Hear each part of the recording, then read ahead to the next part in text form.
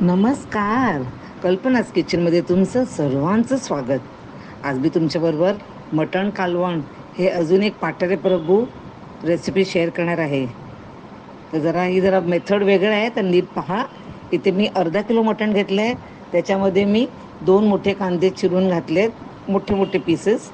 मग कोथिंबीर, हिरवी मिरची, आलं लसूण पेस्ट, बस. आणि आता हे सगळं मी मिक्स करून घेतलं आहे. आलं लसूण 1 टेबलस्पून ईच. ते चांगलं आता मी मिक्स केलं आहे. आणि आता हे डायरेक्ट मी कुकरमध्ये घालणार.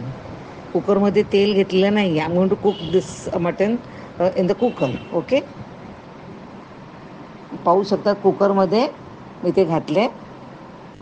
आता त्याच्यामध्ये आपला सुका मसाला म्हणजे हळद, हिंग, लाल तिखट आणि आमचा पाठार प्रभू सांबार मसाला. आणि हो, ओके, नाही फॉरगेट, चवीसाठी मीठ. येस, मी सगळं इन्ग्रेडियंट्सची मी माप दिलेलं आहे तुम्हाला, पाहू शकता तुम्ही. आता पाणी घेतलं मी, अर्धा कप पाणी घेतले आणि हे सगळं मिक्स करते. आपण तेल इथे वापरत नाही. ओके, पाणी जास्त घ्यायचं नाही, कारण कांदा आहे ना, त्याला पाणी सुटणार आहे, तर नंतर ते एकदम वॉटरी होईल. तर फक्त अर्धा कप पाणी बस झालं. तर अंदाजाने बघा, आता माझं बघा ते दिसतं तुम्हाला पाणी. हां, ठीक आहे. म्हणजे सगळं ते मटण कवर नाही झालं पाहिजे पाण्याने. जेवढा अर्धा कप सांगा तेवढंच घ्या. आणि आता कुकर लावून नेहमीच आपल्या 3 शिट्ट्या देऊन प्रेशर कुक करा. ठीक आहे. तोपर्यंत इकडे आपण बघूया, मी शिरं घेतलं आहे, अर्धा नारळ, आणि 1 कप पाण्यामध्ये त्याचं दूध काढलं नारळाचं. आणि परत तोच नारळ घेऊन दुसरा, आणि त्याला आता हे बेसन घेतलं मी 2 चमचे.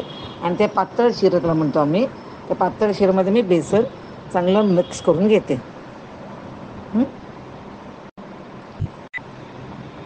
आणि ते मी चिंचेचं कोळ घेतलं. मी एक मार्बल साईज चिंच घेऊन पाण्यात घालून त्याचं, हा हा हा हा, काय खमंग मस्त सुटलं मटणाचा, छान छान. ते पाहूया आपण. इथे मी गॅस बंद केला होता, पण आपल्या शिट्या झाल्या होत्या ना त्या. आता हे जे पातळ नारळाचं दूध आहे ना, आम्ही त्याला पातळ शिरं म्हणतो, ते आता घालूया आपण. गॅस हायवर ठेवायची गरज नाही, जस्ट रेग्युलर मीडियम ह्याच्यावर ठेवा. आणि येस, आता हे नारळाचं दूध, त्याच्यामध्ये मी बेसन घातलेलं आहे, ते आपण घालूया. आणि त्याचबरोबर काय राहिलं होतं आपल्याकडे, चिंच. एक मार्बल साईज चिंच मी भिजत ठेवली होती पाण्यात, आणि त्याचा तो पल्प आहे, तो घालूया आपण. ही बघा चिंच. ठीक आहे. वाव. आता आपल्याला ते मटण शिजलेलं आहे, पण ते बेसन घातलं ना आपण, चण्याचं पीठ, ते शिजायला पाहिजे ना. तर ह्याला चांगली उकळ येईपर्यंत आपण तसंच ओपन ठेवूया. आता काय आपण कव्हर घालायची गरज नाही आहे कुकरची. आणि ओपन याच्यावर त्याला हे येईल ना, बुडबुड्या आणि उकळ येईल ना, तोपर्यंत आपण ते शिजवायचं आहे.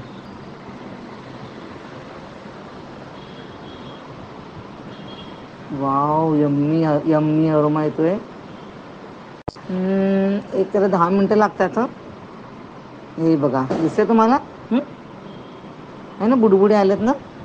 आता आपण गॅस कमी करूया, सिमवर ठेवूया, आणि ते जाडं शिरं होतं ना, पहिला काढतो आपण ते नारळाचं दूध, ते घालूया. थिक असते ते. तर ते सिमवर ठेवा गॅस. आता आपलं कालवण झालेलंच आहे ॲक्च्युली. मी तर टेस्ट करायला घेते, कसं लागते बघायला.